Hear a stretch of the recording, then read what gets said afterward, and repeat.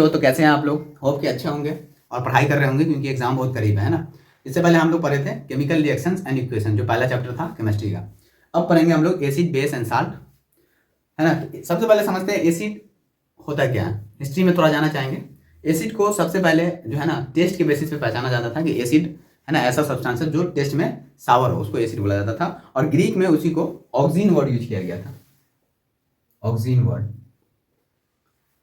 कहाँ? ग्रीक में। और इसी को लैटिन में जो है एसिटम बोला जाता था, एसिटम इन लैटिन। बाद में यही एसिटम वर्ड को मॉडिफाई करके एसिड बनाया गया, है ना। तो हम लोग एसिड से जानते हैं। तो ये तो थी टेस्ट के बेसिस पे कि एसिड सावर इन टेस्ट होगा तो एसिड होगा। कुछ साइंटिस्ट ये भी ऑब्जर्व किया कि एसिड जो है क्या करता है, लिटमस का कलर को चेंज करता है ना। अब ये लिटमस क्या है? लिटमस एक इंडिकेटर्स है, समझते हैं। सबसे पहले जान ली इंडिकेटर होता क्या है। इंडिकेटर है ना, indicator is a chemical substance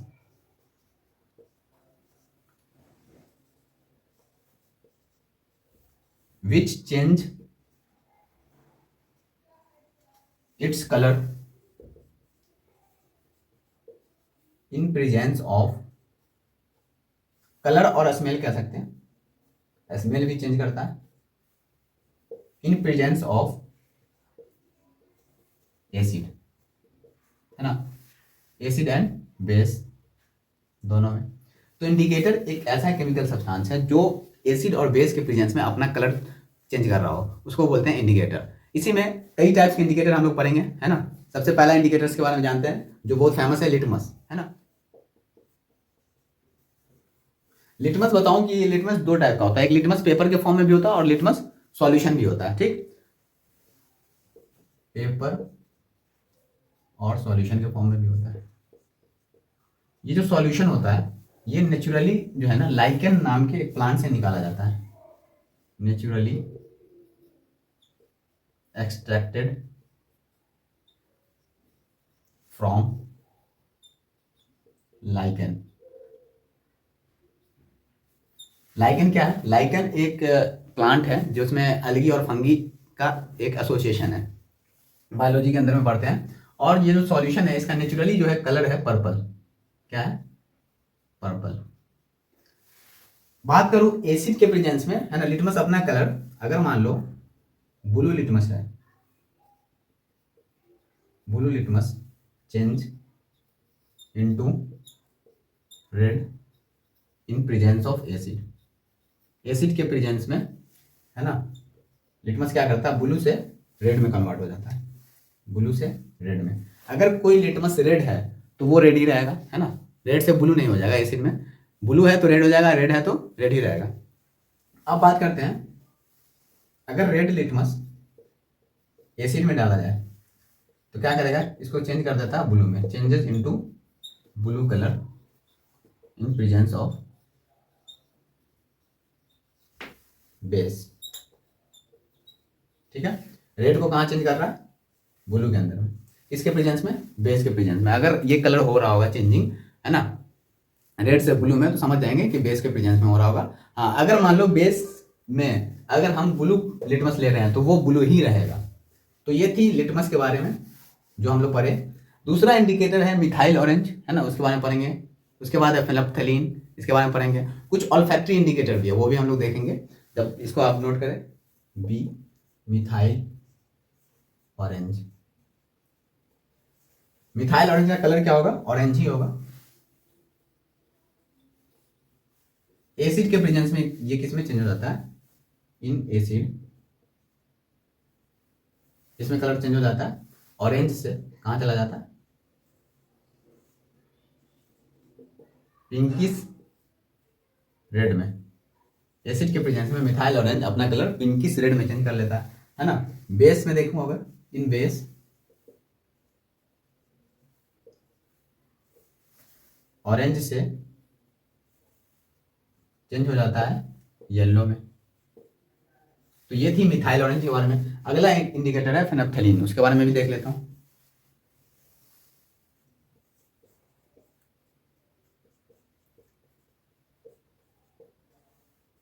ये जो फेनोल्फथालीन है ये कलरलेस होता है, कलरलेस इंडिकेटर है ना, ये कलरलेस इंडिकेटर है और ये कोई चेंजिंग एसिडिक मीडियम में शो नहीं करता है। नो चेंज लिखेंगे, no change show in acidic medium. ठीक, बेस में क्या होता है, बेस में अपना कलर, इन बेस ये अपना कलर किस में चेंज कर लेता है,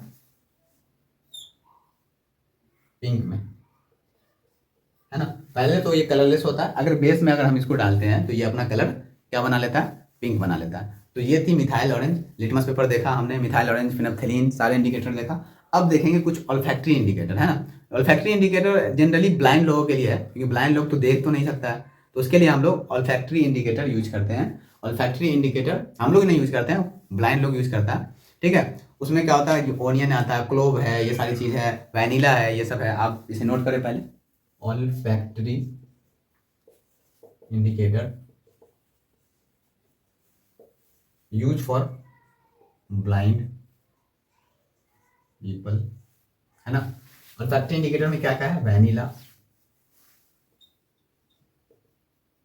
ओनियन, ये सब यूज करते हैं, क्लोव, आपके एनसीईआरटी में लिखी हुई है ये सारी चीज, है ना। एसिडिक मीडियम में क्या करता है, इन एसिडिक मीडियम में,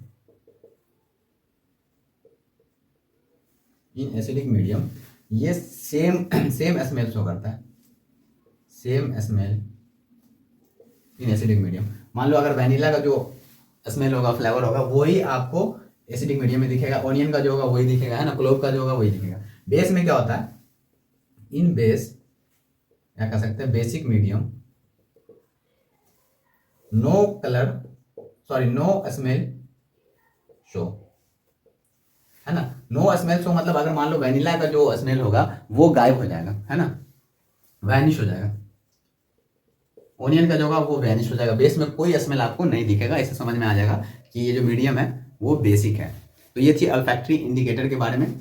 तो चलो, तो ये तो चलो ठीक है, हमने बात किया कि एसिड वो है जो साउंड इंटेस्ट है या इंडिकेटर पे अपना कलर शो कर रहा होगा, ये सारी चीजें। अब कुछ साइंटिफिक कॉन्सेप्ट की तरफ, साइंटिफिक रीजन की तरफ चलते हैं कि एसिड क्या है। तो सबसे पहले अरेनियस ने बताया कि एसिड वैसा सब्सटेंस को बोलेंगे जो एक्वस सॉल्यूशन में H+ आयन रिलीज करे, है ना, और बेस वैसा सब्सटेंस को बोलेंगे जो एक्वस सॉल्यूशन में मतलब वाटर में जाकर OH- आयन रिलीज करे, है ना, hydroxyl ion.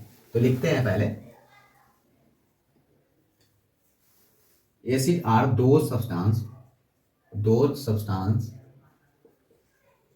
which release H+ ion, hydrogen ion in aqueous solution।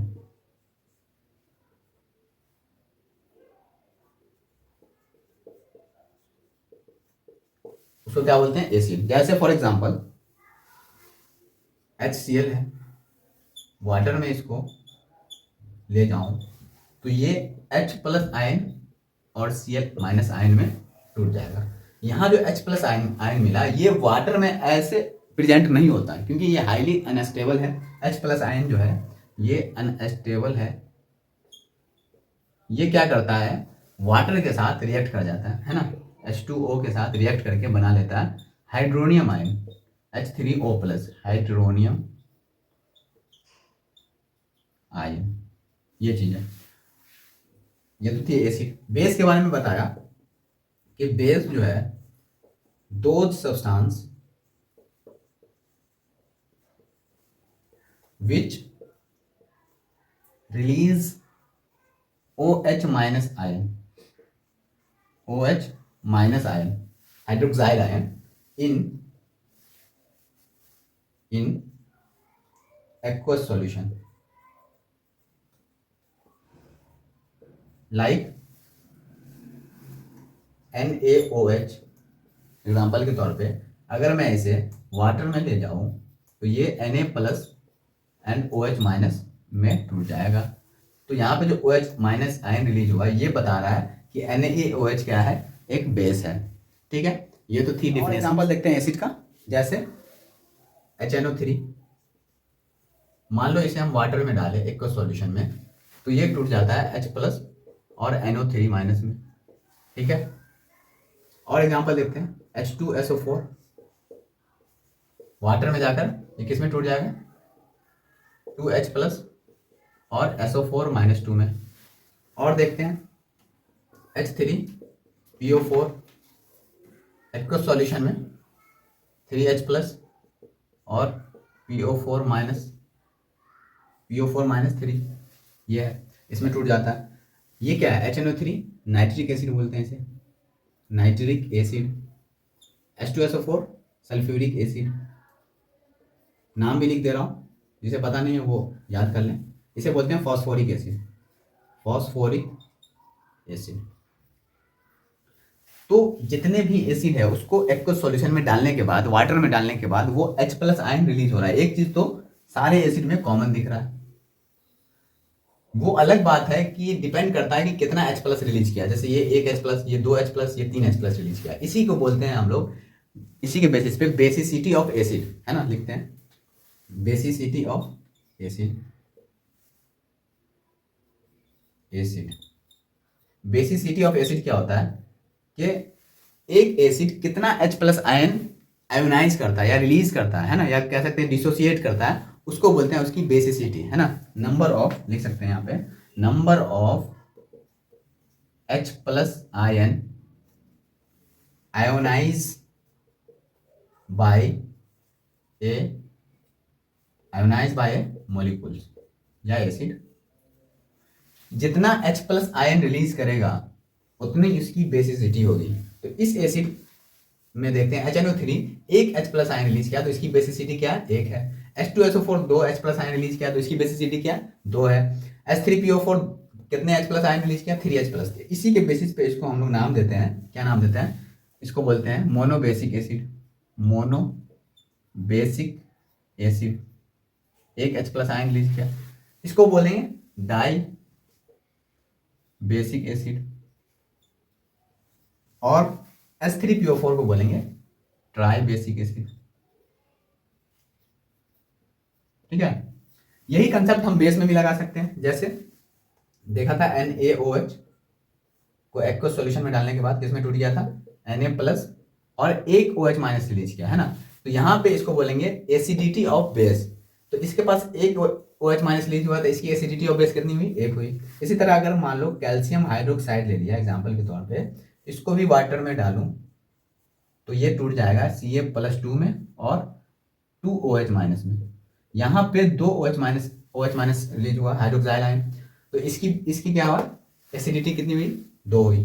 तो यहाँ पे बेस के केस में भी हम लोग बोलते हैं एसिडिटी ऑफ बेस, और बेस के केस, एसिड के केस में बेसिसिटी ऑफ एसिड। हम लोग ने देखा एसिड और बेस के बारे में कि एसिड वो सब्सटेंस है जो H प्लस आयन रिलीज करता हो, बेस वो है जो OH माइनस आयन रिलीज करे एक्वस सॉल्यूशन के अंदर में। ठीक है, लेकिन यहाँ पे प्रॉब्लम ये है कि सवाल यह है कि एसिड में H होगा तभी तो वो H प्लस आयन रिलीज करेगा, या बेस में OH माइनस होगा। जैसे मान लो HCl है, H2SO4 है ना, HNO3 है, तो इन सब के अंदर में हाइड्रोजन है तो H प्लस आयन रिलीज कर सकता है।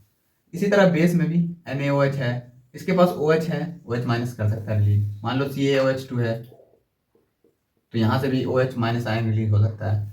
लेकिन what about this compound CO2, SO2, AlCl3, इसके बारे में क्या कहना है कि ये एसिड है या बेस है, आप कैसे डिफाइन करेंगे, क्योंकि इसके अंदर तो हाइड्रोजन भी नहीं है ना OH है, तो आप कैसे डिफाइन करेंगे कि ये एसिड है या बेस है। तो इसी प्रॉब्लम को सॉल्व करने के लिए अगला साइंटिस्ट अब आए गए, जैसे ब्रॉन्स्टन एंड लॉरी, और उसके आगे उसने भी कुछ सॉल्व करने की कोशिश किया। उसके बाद आए लुइस, है ना। लेकिन मैंने इस डिस्कशन में हम लोग को नहीं जाना है क्योंकि हमारे सिलेबस में अभी ये नहीं है। हम लोग पढ़ेंगे अब आगे types of acid, types of acid के बारे में, टाइप्स ऑफ एसिड किसके बेसिस पे, डिसोसिएशन के बेसिस पे। डिसोसिएशन के बेसिस पे हम लोग एसिड को 2 टाइप में डिवाइड किए हैं, एक स्ट्रॉन्ग एसिड और दूसरा वीक एसिड। स्ट्रॉन्ग एसिड और वीक एसिड किस बेसिस पे बोलेंगे, अगर कोई acid H plus ion completely release कर दे, है ना, उसको बोलेंगे हम लोग कि ये स्ट्रॉन्ग एसिड है। और H प्लस आयन जो कंप्लीटली रिलीज ना कर पाए उसको बोलते हैं हम लोग weak acid. Acid which dissociate completely and readily gives H plus ion.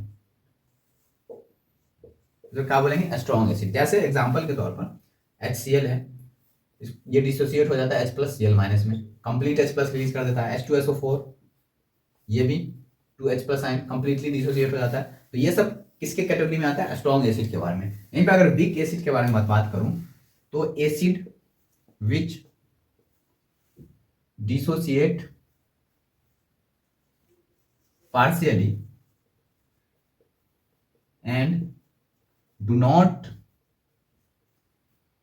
gives H plus ion readily, जो completely H plus ion dissociate ना कर पाए। जैसे इसका एग्जांपल है एसिटिक एसिड है, ऑक्सैलिक एसिड है, लैक्टिक एसिड है, ये सब जो है एक वीक एसिड का एग्जांपल है। जैसे लिख लूं एसिटिक एसिड कहाँ मिलता है, ये विनेगर वगैरह में।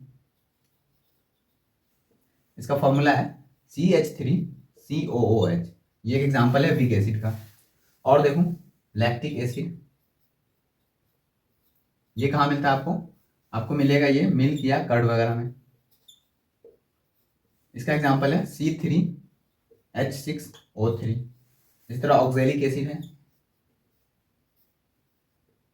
ये आपको कहाँ मिलेगा, टोमेटो में।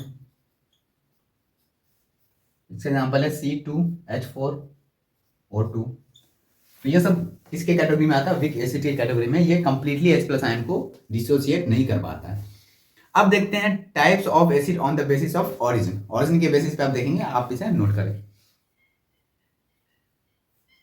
On the basis of origin, origin के बेसिस पे एसिड को दो कैटेगरी में डाला गया है, एक मिनरल एसिड, दूसरा organic acid.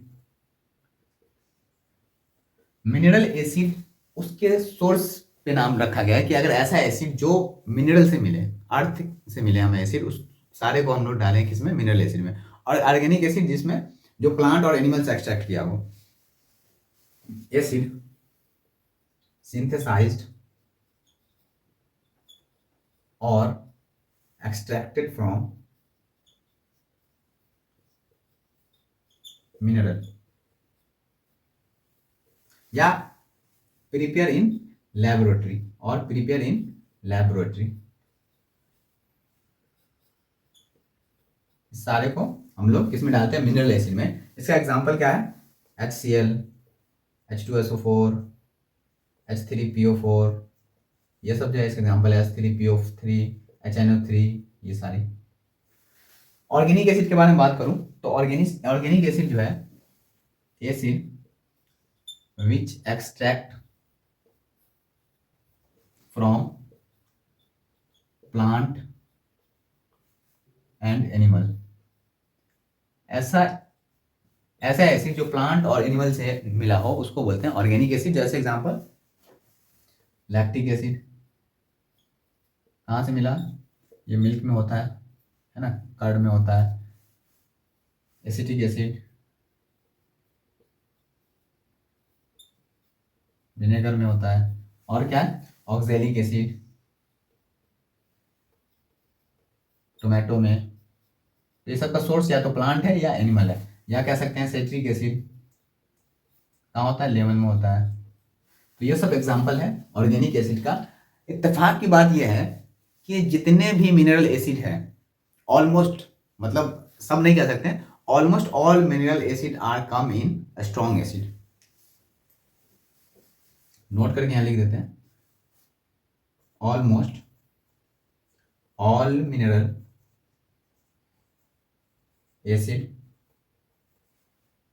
Acids are strong acid. ठीक है। और organic acid, almost all organic acid are weak acid. Organic acid are weak acid. ठीक है। चलो, ये तो थी टाइप्स ऑफ एसिड के बारे में हमने देखा है, on the basis of dissociation, on the basis of origin. अब हम लोग बात करते हैं एसिड के स्ट्रेंथ के बारे में। एसिड और बेस का स्ट्रेंथ हम लोग कैसे पता करते हैं। जैसे हम लोग पहले इंडिकेटर पढ़ा, इंडिकेटर से सिर्फ ये पता चलता है कि कौन सब्सटेंस एसिड है या बेस है, ये नहीं पता चलता है कि कितना एसिडिक है या कितना बेसिक है। इसके बारे में हम लोग पढ़ेंगे, आप लोग इसे जब तक नोट कर लें। स्ट्रेंथ ऑफ एसिड को हम लोग जो है ना PHSCl से देखते हैं। Strength of acid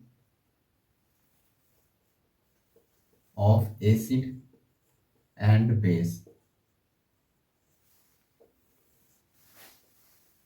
strength is measured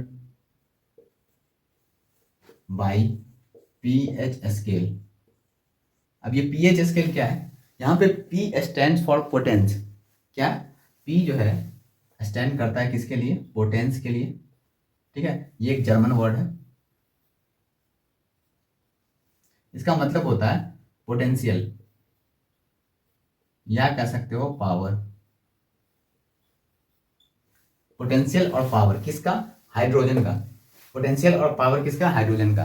तो जितना हाइड्रोजन निकलेगा, रिलीज होगा, एक एसिड रिलीज करेगा, उतना उसकी एसिडिटी ज़्यादा होगी, है ना, उसकी स्ट्रेंथ ज़्यादा होगा। तो उसके बेसिस पे हम लोग एक पीएच स्केल बनाए हैं। यहाँ पे बनाता हूँ पीएच स्केल।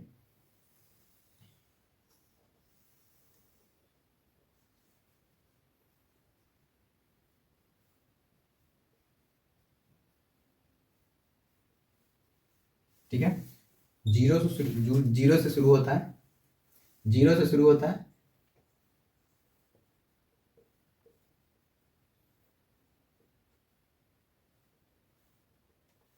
फोर्टीन। अगर मान लो किसी का पीएच 7 है तो इसको हम लोग सब्सटेंस को बोलते हैं न्यूट्रल है ना। अगर 7 से पहले, 7 और 0 के बीच में हो या 0 और 7 के बीच में हो तो इसे बोलते हैं एसिडिक। आप यहाँ 7 से जितना लेफ्ट साइड आएंगे उतना एसिडिक स्ट्रेंथ इंक्रीज करता है ना। 0 और 1 के बीच में जो भी सब्सटेंस की एसिडिक आता है, एसिडिक मेजर करने के बाद वो ज़्यादा एसिडिक होता है। और 7 से 14 तक जो भी हो उसको हम लोग बेसिक बोलते हैं। जितना आप राइट साइड जाएंगे उतना बेसिक स्ट्रेंथ इंक्रीज करता है और एसिडिक स्ट्रेंथ डिक्रीज करता है। तो ये है पीएच स्केल, है ना। जैसे मान लो पीएच का फॉर्मूला होता है, पीएच इक्वल टू होता है माइनस लॉग H प्लस। हम लोग आगे पढ़ेंगे। यहाँ पे H प्लस आयन के बेसिस पे पीएच मेजर करते हैं। जितना H प्लस आयन रिलीज होगा उतना पीएच कम होगा। कम क्यों होगा, क्योंकि माइनस लगा हुआ है ना। जितना H प्लस आयन रिलीज होगा उतना पीएच कम होगा। और पीएच कम होगा, पीएच स्केल में देखिए, पीएच कम होगा तो एसिडिक इंक्रीज करता है ना। पीएच कम होता है तो क्या होता है, एसिडिक इंक्रीज करता है। तो यहाँ हम लिख सकते हैं कि पीएच H प्लस आयन का कॉन्सेंट्रेशन अगर ज्यादा होगा तो पीएच कम होगा, है ना। पीएच कम होगा तो एसिडिक ज्यादा होगा। H प्लस आयन का कॉन्सेंट्रेशन ज्यादा होगा तो पीएच कम होगा, और पीएच कम होगा तो एसिडिक स्ट्रेंथ ज्यादा होगा। ये मेथड है किसी भी सब्सटेंस का या किसी भी एसिड का एसिडिक स्ट्रेंथ पता करना। तो हम लोगों ने देखा था कि strength of acid and base कैसे निकालते हैं पीएच स्केल से। इसके बाद एक और है यूनिवर्सल इंडिकेटर। ये क्या है कि कई टाइप्स के सॉल्यूशन से मिलकर बना होता है और ये पीएच के बेसिस पे अपना कलर शो करता है ना। Is a mixture of solution and show the color depending on pH। जैसे यहाँ पे देखें कि जिस तरह से यहाँ पे यूनिवर्सल इंडिकेटर बना हुआ है, इसमें क्या है कि जैसे जैसे pH का नंबर होगा वैसे वैसे ये अपना कलर शो करता है। 0 1 2 3 4 5 6 7 8 9 10 14। अगर किसी का pH 7 है तो ये कलर क्या शो करता है, ग्रीन कलर शो करता है। न्यूट्रल कंडीशन में ये ग्रीन कलर शो करता है। और जैसे जैसे इसका pH इंक्रीज करता है वैसे वैसे ये ब्लू की तरफ बढ़ता चला जाता है। तो और अगर इस साइड देखें लेफ्ट साइड, तो जैसे जैसे लेफ्ट साइड आता है मतलब pH जैसे जैसे घटता है ये ब्लू की तरफ आता है। तो हम लोग पूरा कलर को ऐसे ना याद रख के ऐसे भी याद रख सकते हैं कि बीच में क्या है, ग्रीन है ना। उसके बाद डार्क ग्रीन है, लाइट ब्लू है, स्काई ब्लू है, धीरे धीरे घटते डार्क ब्लू तक जाता है। तो जैसे जैसे बेसिक स्ट्रेंथ इंक्रीज करता है ब्लूइश कलर इंक्रीज करता है, ठीक। और जैसे जैसे इस पीएच घटता है वैसे वैसे रेड कलर की तरफ चला जाता है। तो इस तरह से याद रखेंगे, बीच में न्यूट्रल कंडीशन में ग्रीन होता है, उसके बाद ब्लूइश की तरफ जाता है, उसके बाद रेडिश की तरफ चला जाता है on the basis of pH. तो ये थी ऑल अबाउट यूनिवर्सल इंडिकेटर। तो एसिड के बारे में जितने भी थ्योरेटिकल चीज बतानी थी वो मैंने बता दिया। अब हम लोग आगे आगे चलते हैं इसकी तरफ, chemical properties of acid base. अब हम लोग देखेंगे chemical properties of acid and base, है ना। इसमें सबसे पहले देखेंगे हम लोग केमिकल प्रॉपर्टीज में केमिकल रिएक्शन पढ़ेंगे। तो सबसे पहला रिएक्शन हम लोग पढ़ेंगे reaction of acid and base with metal. Acid और बेस का रिएक्शन मेटल के साथ देखेंगे। तो एसिड अगर मान लो या बेस मेटल के साथ रिएक्ट करता है तो क्या प्रोडक्ट बनाता है? एसिड अगर मेटल के साथ रिएक्ट कर रहा हो तो क्या बनाएगा? सॉल्ट और H2 गैस रिलीज करेगा, है ना। जैसे एग्जांपल के तौर पे HCl ले लेते हैं, हाइड्रोक्लोरिक एसिड, और सोडियम मेटल ले लेते हैं। तो जो सॉल्ट बनेगा यहाँ पे सोडियम क्लोराइड बनेगा NaCl, और यहाँ पे हाइड्रोजन गैस रिलीज होगा। इसी तरह और एग्जांपल लेते हैं, H2SO4 प्लस पोटासियम के साथ रिएक्ट करवा देते हैं तो क्या बनेगा यहाँ पे? साल्ट K2SO4, और क्या बनाएगा? और H2 गैस रिलीज करेगा। तो हर केस में यहाँ पे हाइड्रोजन गैस रिलीज करेगा। ये जो रिएक्शन है ये रिएक्शन तब होगा जब ये मेटल जो है हाइड्रोजन से एबव हो। रिएक्टिविटी सीरीज में हमने इससे पहले वाला चैप्टर में देखा था रिएक्टिविटी सीरीज, या उसको बोलते हैं एक्टिविटी सीरीज। तो जो मेटल हाइड्रोजन से ऊपर है वही हाइड्रोजन को यहाँ से रिप्लेस कर सकता है। सोडियम ऊपर था above the hydrogen in activity series, तो ये रिप्लेस कर सकता है। पोटासियम भी रिप्लेस कर सकता है। तो इसी तरह अगर हम रिएक्शन ऑफ एसिड का रिएक्शन मेटल के साथ करवाएंगे तो सॉल्ट बनेगा और H2 गैस रिलीज करेगा, ठीक है। लेकिन यहाँ पे एक जगह प्रॉब्लम होता है कि अगर हम HNO3 का, ये क्या है? एक एसिड है, नाइट्रिक एसिड, इसका रिएक्शन अगर हम किसी भी मेटल के साथ करवाते हैं तो यहाँ पे क्या होता है? सॉल्ट तो बनता ही है, H2 रिलीज नहीं होता है, वाटर बन जाता है। इसका रीजन ये है कि ये जो HNO3 है ना, ये एक हाईली ऑक्सीडाइजिंग एजेंट है। ऑक्सीडाइजिंग एजेंट का काम करता है ना। H2 तो बनता है इस रिएक्शन में, लेकिन ये क्या करता है? H2 बनता है, लेकिन ये HNO3 क्या करता है? ऑक्सीडाइजिंग एजेंट का काम करता है, और H2 को क्या करता है? ऑक्सीडाइज कर देता है। किसमें? H2O में ऑक्सीडाइज कर देता है। तो यहाँ पे एक प्रॉब्लम है जिसमें H2 गैस रिलीज नहीं होता है। और यहाँ पे इस रिएक्शन को हम लोग टेस्ट करने के लिए क्या करते हैं? Testing of H2 gas is used by pop sound. अगर कहीं पे मान लो हाइड्रोजन का सोर्स है, वहां पे आप कैंडल ले गए तो वहां पे आपको एक पॉप साउंड सुनाई देगा, तो समझ में आ जाता है कि यहाँ पे हाइड्रोजन गैस है, ठीक है। तो हाइड्रोजन गैस लिख देते हैं यहाँ पर, पहले आप इसे नोट करें। Hydrogen gas can be tested using pop sound, ठीक है। अब देखेंगे reaction of base with metal. तो मैं बता दूं आपको कि बेस जो है जनरली मेटल के साथ रिएक्ट नहीं करता, बहुत थोड़ा फ्यू बेस जो है वो मेटल के साथ रिएक्ट करता है। बेस क्या बनाता है? Salt and H2। जैसे एग्जांपल के तौर पे सोडियम हाइड्रोक्साइड प्लस मेटल में जिंक रिएक्ट करता है और क्या बनाता है? सोडियम जिंकेट प्लस H2, ये बनाता है। इसको बोलते हैं सोडियम जिंकेट। और अगर बात कहूं तो बेस में अल्युमिनियम हाइड्रोक्साइड रिएक्ट करता है किसके साथ? सोडियम के साथ। क्या बनाता है? सोडियम अल्यूमिनेट प्लस H2, इसको बोलते हैं सोडियम एल्यूमिनेट। ये दो रिएक्शन पॉसिबल है किसके साथ? बेस का रिएक्शन मेटल के साथ। तो ये थी एसिड बेस का रिएक्शन मेटल के साथ। अब देखते हैं एसिड बेस का रिएक्शन किसके साथ? कार्बोनेट या बाइकार्बोनेट के साथ। इसे नोट करें। अब देखेंगे रिएक्शन ऑफ एसिड और बेस किसके साथ, कार्बोनेट और मेटल कार्बोनेट के साथ। दूसरा reaction, reaction of acid and base with carbonate and bicarbonate. तो एसिड क्या करता है, एसिड कार्बोनेट के साथ या कह सकते हो बाइकार्बोनेट के साथ रिएक्ट करके क्या बनाता है, salt, water and CO2 gas release करता है। ये है एग्जाम्पल के तौर पे, अगर मैं HCl ले लूँ, हाइड्रोक्लोरिक एसिड का रिएक्शन करवा दूँ इसके साथ सोडियम कार्बोनेट के साथ Na2CO3 सोडियम कार्बोनेट, तो क्या प्रोडक्ट बनाएगा, NaCl plus H2O and plus CO2, है ना।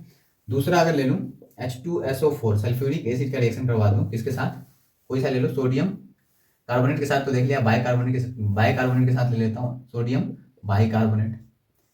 तो यहाँ पे क्या बनाएगा, Na2SO4 sodium sulphate plus H2O plus CO2 gas निकालेगा। तो ये चीज है कि कोई सा भी एसिड अगर कार्बोनेट या बाइकार्बोनेट के साथ रिएक्ट होता है तो क्या बनाता है, salt, water and carbon dioxide.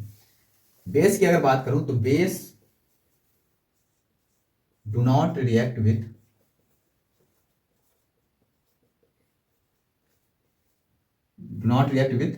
Carbonate और बाइकार्बोनेट।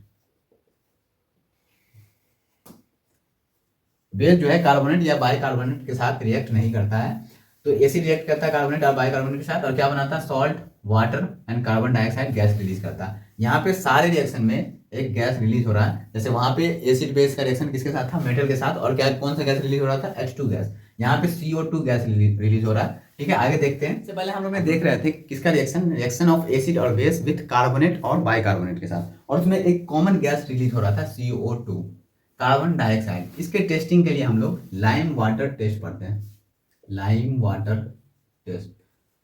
जो पहला रिएक्शन में एसिड और बेस का रिएक्शन मेटल के साथ जो हो रहा था उसमें H2 गैस रिलीज हो रहा था, उसमें पढ़ रहे थे हम लोग कौन सा, पॉप साउंड टेस्ट, हाइड्रोजन का टेस्ट कर रहे थे किससे, पॉप साउंड से। यहाँ पे पढ़ते हैं लाइम वाटर टेस्ट। इसमें क्या होता है कि हम लोग कैल्शियम हाइड्रोक्साइड लेते हैं, है ना, ये पढ़े थे हम लोग पहले चैप्टर में, सेलेक्ट लाइम है इसका नाम, या लाइम वाटर कह सकते हो।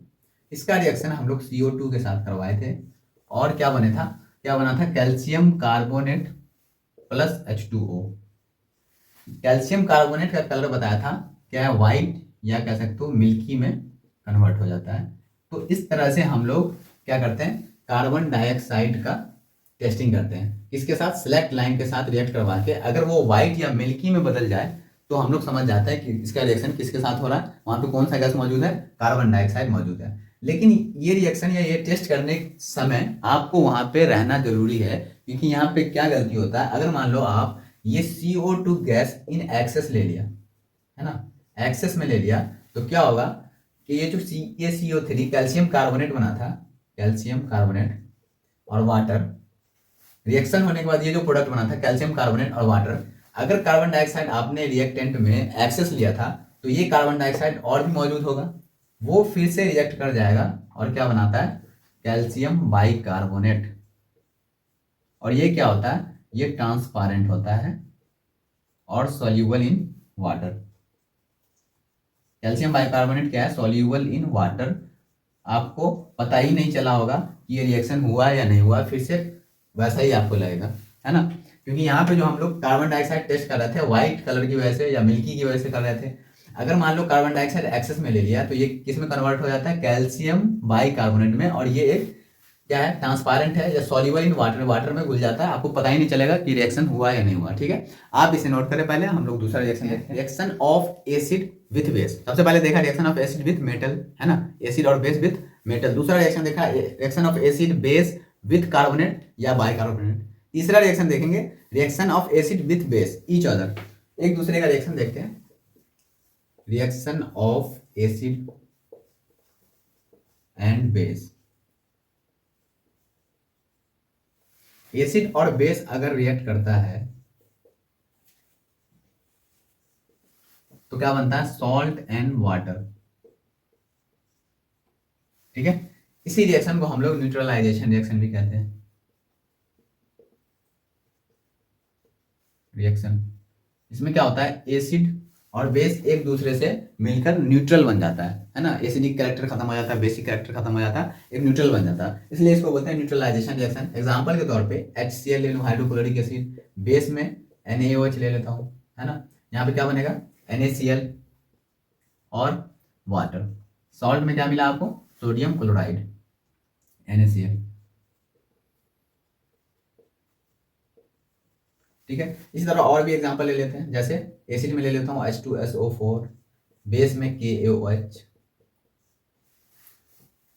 सॉल्ट क्या बनेगा, K2SO4 प्लस वाटर। ये क्या है, potassium sulphate, potassium sulphate salt मिला।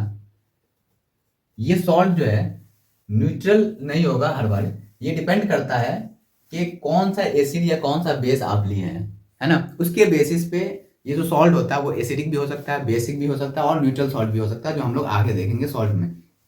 तो आप इसे लिखें। अब हम लोग देखेंगे अगला रिएक्शन, रिएक्शन ऑफ मेटल। अगला रिएक्शन देखते हैं, हम लोग 3 रिएक्शन देख लिया था, चौथा रिएक्शन है reaction of acid and base with metal oxide.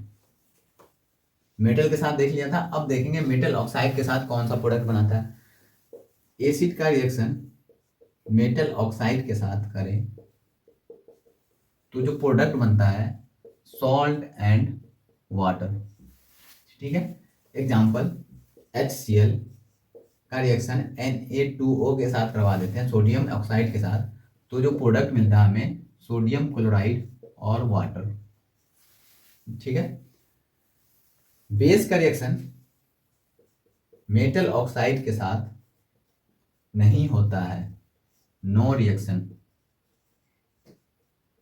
Reason क्या है, रीजन ये है कि जो मेटल ऑक्साइड है इसका नेचर जो है वो बेसिक होता है, मेटेलिक ऑक्साइड का नेचर बेसिक होता है, और बेस बेस खुद में रिएक्ट नहीं करता है, इसलिए बेस का रिएक्शन मेटल ऑक्साइड के साथ कोई मतलब ही नहीं है। मतलब कि कहने का मतलब, अगर आप बेस को बेस के साथ रिएक्ट कर रहे हो तो क्या प्रोडक्ट बनेगा, कोई मायने मतलब नहीं है। तो इसलिए मेटल ऑक्साइड का रिएक्शन किसके साथ, बेस के साथ नहीं होता है। आगे देखेंगे हम लोग इसका एसिड और बेस का रिएक्शन आप किसके साथ देखेंगे, non metal oxide of acid and base with non metal oxide.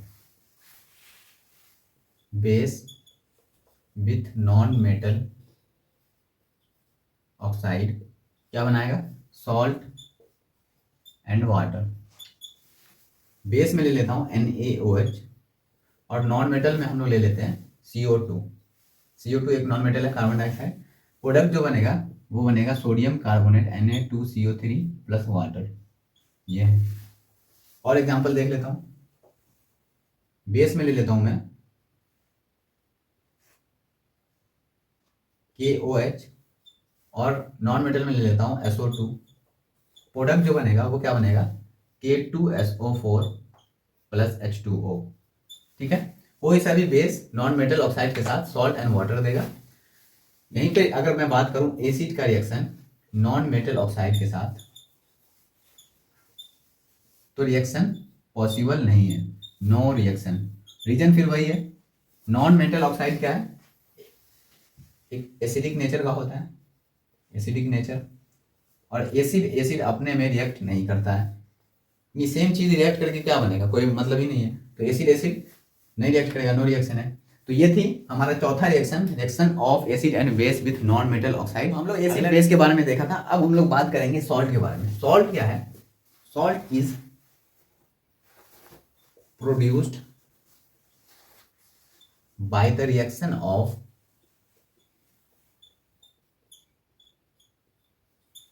Acid and base. Acid और बेस के रिएक्शन से जो भी प्रोडक्ट बने उसे हम लोग सॉल्ट कहते हैं। ऐसे अगर समझने के लिए हम लोग कह सकते हैं कि ऐसा कंपाउंड जिसमें H और OH ना हो स्टार्टिंग में, उसे क्या बोलते हैं, सॉल्ट।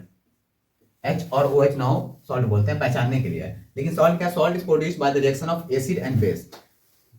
जैसे HCl को हम रिएक्ट करवा देते हैं सोडियम हाइड्रोक्साइड के साथ, तो क्या प्रोडक्ट बनेगा, NaCl और वाटर, ये है।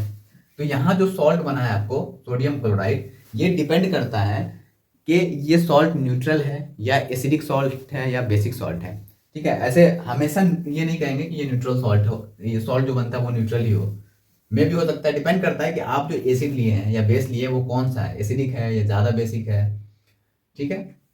तो यहाँ पे आपको HCl क्या है, स्ट्रॉन्ग एसिड है, स्ट्रॉन्ग एसिड। NaOH क्या है, स्ट्रॉन्ग बेस, स्ट्रॉन्ग बेस। तो यहाँ पे स्ट्रॉन्ग एसिड स्ट्रॉन्ग बेस जब रिएक्ट करता है तो एक न्यूट्रल सॉल्ट बनाता है, न्यूट्रल सॉल्ट, और फाइनली वाटर तो रिलीज करेगा। उसी तरह यहाँ पे स्ट्रॉन्ग एसिड HCl क्या आएगा, स्ट्रॉन्ग एसिड है, और अमोनियम हाइड्रोक्साइड क्या है, वीक बेस है। स्ट्रॉन्ग एसिड वीक बेस के साथ रिएक्ट करेगा तो जो प्रोडक्ट बनेगा सॉल्ट, ये होगा एसिडिक सॉल्ट। ये क्या होगा, एसिडिक सॉल्ट, क्योंकि हमने जो एसिड ले रखा था वो स्ट्रॉन्ग था, तो स्ट्रॉन्ग वाले की प्रॉपर्टी शो होगी सॉल्ट के अंदर में। इसी तरह यहाँ पे जो लिया था हमने एसिटिक एसिड CH3COH, ये क्या है, वीक बेस है, और वीक बेस का वीक एसिड है, वीक एसिड का स्ट्रॉन्ग बेस के साथ रिएक्शन करवा दिया। तो यहाँ पे स्ट्रॉन्ग क्या है, बेस है, तो जो सॉल्ट में प्रॉपर्टी आएगी वो बेसिक आएगी, तो ये है बेसिक सॉल्ट, ठीक है। इसी तरह CH3COH क्या है, वीक एसिड, और NH4OH weak base. Weak acid और वीक बेस रिएक्ट करे तो न्यूट्रल सॉल्ट बनता है। ध्यान से समझे, अगर weak acid weak base react करे तो न्यूट्रल सॉल्ट बनता है, स्ट्रॉन्ग एसिड और वीक बेस रिएक्ट करे तो क्या बनेगा, एसिडिक सॉल्ट, और वीक एसिड और स्ट्रॉन्ग बेस रिएक्ट करेगा तो क्या बनेगा, बेसिक सॉल्ट। स्ट्रॉन्ग एसिड और स्ट्रॉन्ग बेस रिएक्ट करेगा तो भी न्यूट्रल सॉल्ट बनेगा। हमने यहाँ पे सारा लिखा दिया, अच्छे से लिख लें और समझे। अब हम लोग आगे बात करेंगे नए टॉपिक के बारे में, क्या है, अब सारे रिएक्शन हम लोग देख लिए, अब पढ़ेंगे कंपाउंड्स, जो कंपाउंड दे रखे हैं हमारे सिलेबस में, सारे कंपाउंड्स हैं। सोडियम क्लोराइड,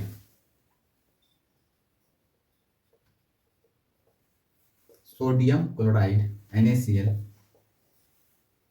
इसका नाम है सोडियम क्लोराइड, इसे कॉमन सॉल्ट भी बोलते हैं हम लोग, कॉमन सॉल्ट, जैसे प्यार से हम लोग टेबल सॉल्ट भी बोलते हैं, ठीक है। अगर प्रिपरेशन की बात करूं मैं इसके,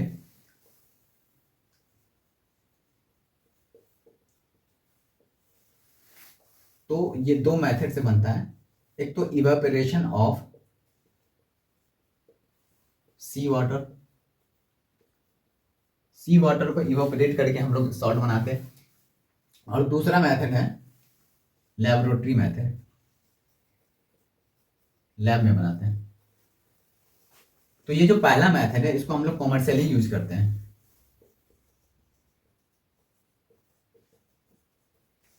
लेबोरेटरी मेथड वाले सॉल्ट को हम लोग NaCl को इसमें कॉमर्शियली यूज नहीं कर सकते हैं, क्योंकि ये हाईली कॉस्टली पड़ेगा। तो इसलिए हम लोग इवेपोरेशन सी वाटर पे इवेपोरेट करके हम लोग NaCl बनाते हैं और उसको कमर्शियल तौर पे यूज करते हैं। और NaCl जो है ये रॉ मटेरियल का भी काम आता है, किसके लिए, बहुत सारे कंपाउंड्स के लिए रॉ मटेरियल के लिए भी काम आता है। NaOH बनाने में, Na2CO3 सोडियम कार्बोनेट को बनाने में, सोडियम बाइकार्बोनेट को बनाने में एज ए रॉ मटेरियल भी काम करता है NaCl, ठीक है। तो ये थी सॉल्ट के बारे में, हम लोग जानते ही हैं, ज़्यादा इसमें बात नहीं करेंगे। इसके बाद हम लोग अगला कंपाउंड्स के बारे में बात करते हैं। तो अगला कंपाउंड की बात करेंगे हम लोग caustic soda, caustic soda, sodium hydroxide, formula क्या है, NaOH, सोडियम हाइड्रोक्साइड।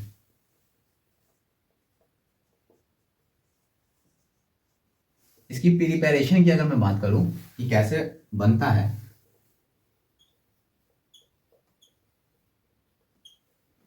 तो सॉल्ट वाटर को हम लोग जैसे NaCl plus H2O, salt water को रिएक्ट करवाते हैं, क्या बनता है NaOH, कॉस्टिक सोडा, और हाइड्रोजन गैस रिलीज होता है, और साथ में क्लोरीन गैस भी रिलीज होता है। ये जो सॉल्ट सॉल्यूशन है NaCl और H2O सॉल्ट वाटर, इसको हम लोग ब्रीन सॉल्यूशन भी कहते हैं। ब्रीन सॉल्यूशन, ब्रीन सॉल्यूशन क्या होता है? Salt water.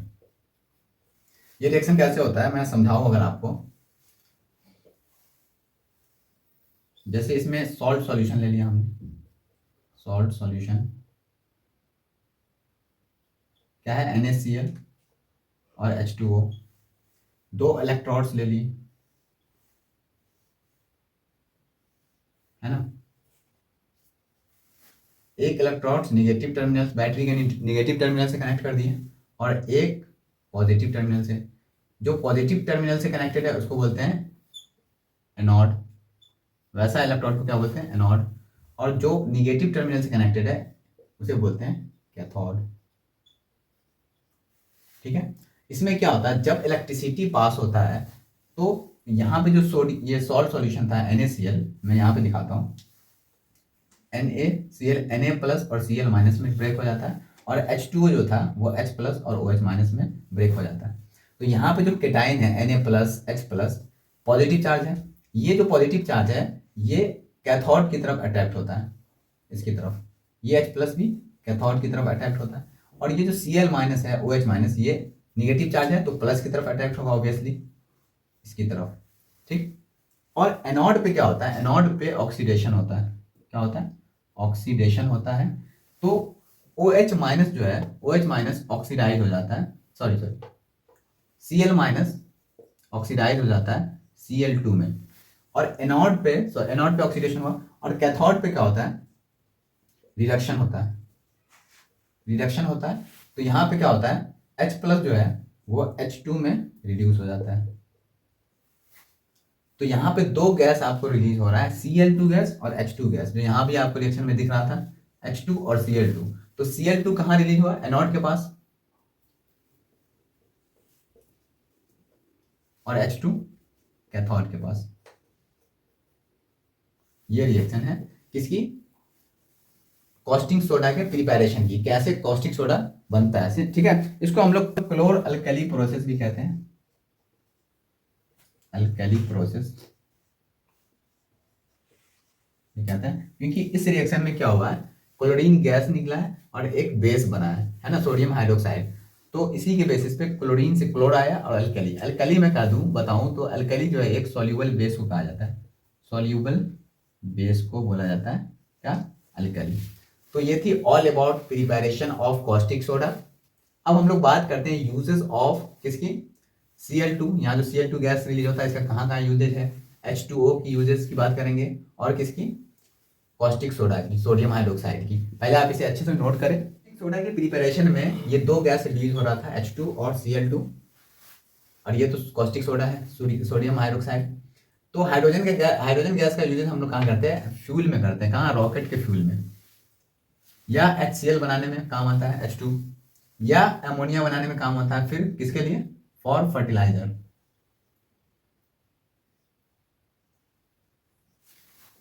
NaOH का यूजेस देखें, डिटर्जेंट में होता है, सोप में इसका यूजेस होता है ना, पेपर मेकिंग इंडस्ट्री में यूज किया जाता है, एक्सट्रैक्शन ऑफ मेटल में यूज की जाती है, मेटल एक्सट्रैक्शन में सोडियम हाइड्रोक्साइड को यूज करते हैं, आगे पढ़ेंगे हम लोग मेटल एंड नॉन मेटल में। Cl2 गैस का यूजेस जो है वाटर ट्रीटमेंट में है। आप देखते होंगे कि अगर वाटर में जो है एज सॉलिड या ऐसे फॉर्म में Cl2 को डाला जाता है, वाटर को प्यूरिफिकेशन एज मतलब साफ के लिए, बैक्टीरिया मारने के लिए, डिसइंफेक्टेंट का काम करता है, क्लोरोफ्लोरोकार्बन में इसको यूज किया जाता है, पेस्टिसाइड में यूज की जाती है। तो ये सब यूजेज आपके एनसीईआरटी में लिखे हुए हैं, तो इसलिए मैंने बता दिया, आप लोग याद कर लेंगे। ठीक है। इसके बाद हम लोग अगला रिएक्शन देखते हैं, ब्लीचिंग पाउडर, ब्लीचिंग पाउडर के बारे में। ठीक है। ब्लीचिंग पाउडर का फॉर्मूला होता है CaOCl2। इससे पहले जो हम लोग रिएक्शन देखा था कॉस्टिक सोडा बनाने का तरीका, उसमें क्या क्या था? ब्रीन सॉल्यूशन को हम लोग NaCl प्लस H2O को रिएक्ट करवाया था, इलेक्ट्रोलिसिस करवाया था, और क्या बना था? Sodium hydroxide plus Cl2 gas release हुआ था, और H2 गैस। इसी Cl2 गैस की हेल्प से हम लोग ब्लीचिंग पाउडर बनाते हैं। क्या करते हैं? कैल्शियम हाइड्रोक्साइड लेते हैं, इसका नाम क्या है? Slaked lime. इसको रिएक्ट करवाते हैं किसके साथ, ये जो क्लोरीन यहाँ मिला था इस इलेक्ट्रोलिसिस में क्लोरीन के साथ, और यहाँ पे आपको मिलता है bleaching powder CaOCl2 plus water, this is called bleaching powder. यहाँ पे जो दो क्लोरीन है ब्लीचिंग पाउडर में, दोनों क्लोरीन, इसमें से एक क्लोरीन का ऑक्सीडेशन प्लस है और एक क्लोरीन का ऑक्सीडेशन नंबर माइनस में होता है, एक क्लोरीन का ऑक्सीडेशन नंबर प्लस में होता है और एक क्लोरीन का माइनस में होता है। ठीक, इसकी यूजेस की बात करें अगर ब्लीचिंग पाउडर का, तो ब्लीचिंग पाउडर कहाँ कहाँ यूज होता है, यूजेस की अगर मैं बात करूँ तो यूज होता है ब्लीचिंग इन कॉटन और linen in textile industry, textile industry में कॉटन को ब्लीच करने के लिए यूज होता है ना। और कहाँ यूज होता है, for bleaching in wood pulp in paper industry. ठीक है, और कहाँ यूज होता है, इसका use as a oxidising agent भी यूज किया जाता है, और इसका यूजेस कहाँ यूज होता है, इसके और भी यूजेस है जैसे डिसइंफेक्शन इन या disinfectant in purification of water. तो ये था ऑल अबाउट ब्लीचिंग पाउडर। अब हम लोग अगला कंपाउंड देखेंगे, जब तक आप लोग इसे नोट करें। सोडा, ठीक है, इसका फॉर्मूला क्या है, सोडियम बाइकार्बोनेट, या कह सकते हैं सोडियम हाइड्रोजन कार्बोनेट। ठीक है, इसके अगर मैं प्रिपरेशन की बात करूं बेकिंग सोडा के, तो इसको हम NaCl का रिएक्शन CO2 के साथ करवाते हैं, H2O के साथ करवाते हैं, अमोनिया के साथ करवाते हैं, तो प्रोडक्ट में मुझे मिलता है सोडियम बाइकार्बोनेट और अमोनियम क्लोराइड, ये प्रोडक्ट बनता है सोडियम बाइकार्बोनेट। ये जो है बेकिंग सोडा, ये बेसिक इन नेचर है, बेसिक इन नेचर होता है।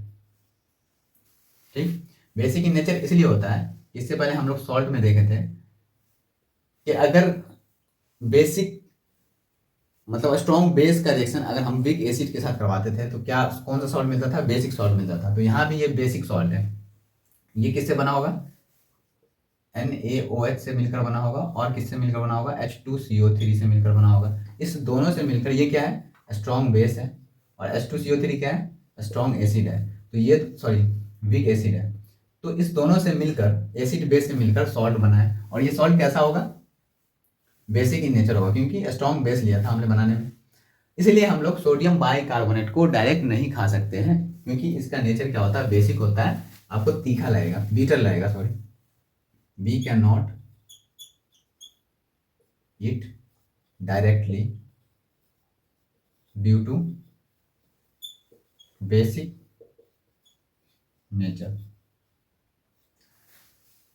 तो इसके लिए हम लोग क्या करते हैं, एडिबल एसिड को मिक्स करते हैं बेकिंग सोडा के साथ। आप इसे हमने क्या कहा था कि बेकिंग सोडा को, सोडियम बाइकार्बोनेट को डायरेक्ट हम लोग ईट नहीं कर सकते हैं, डायरेक्ट खा नहीं सकते हैं, क्योंकि वो बीटर होता है टेस्ट में। तो इसके लिए हम लोग क्या करते हैं, उसमें एक एडिबल एसिड को ऐड करते हैं, जैसे सोडियम हाइड्रोजन कार्बोनेट के साथ एक एडिबल एसिड के तौर पे मिक्स करते हैं। जैसे मैं मिक्स कर दूं CH3COOH को, तो क्या बनेगा, CH3COONA plus H2O plus CO2। ठीक है, ये बनता है। यहाँ पे जो आपको CO2 रिलीज हुआ है, ये इसका काम होता है to make bread and cake, bakery में यूज होता है basically, cake fluffy and soft, है ना। ये जो कार्बन डाइऑक्साइड गैस है, ये क्या बनाता है, ब्रेड या केक को फ्लफी बनाता है या सॉफ्ट बनाता है, इसके लिए यूज करते हैं हम लोग कार्बन डाइऑक्साइड। इसकी यूजेस की बात करूँ अगर बेकिंग सोडा के, तो यूजेस में क्या है, ये यूज होता है as a antacid, used as antacid due to basic in nature,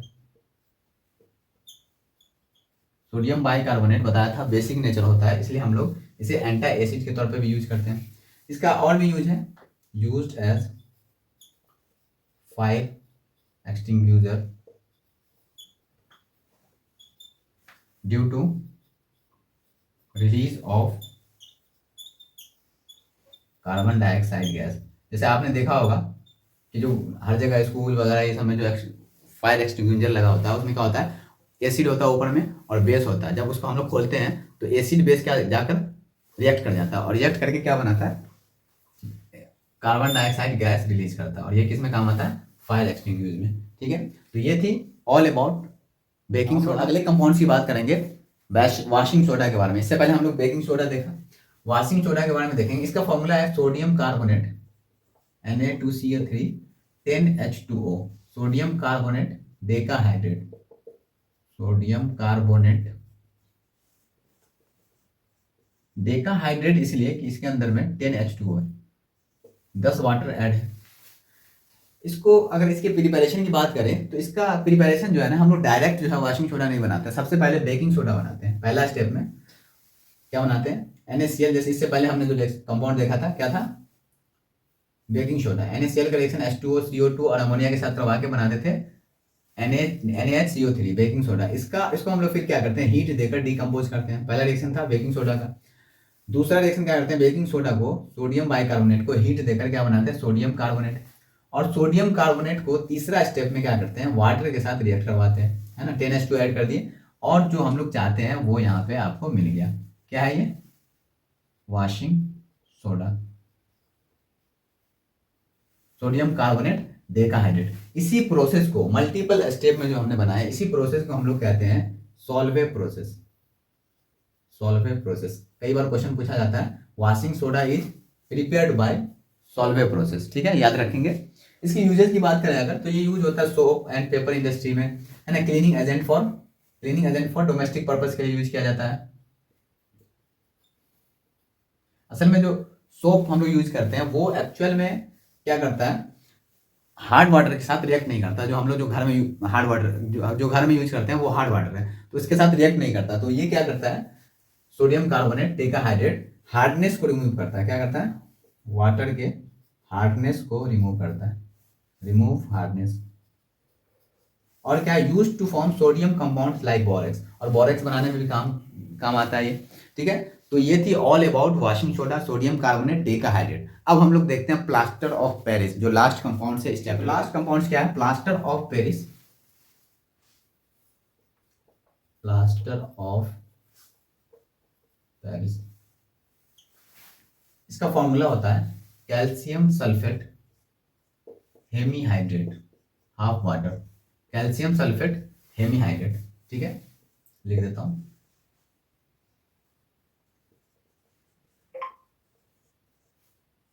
hemihydrate.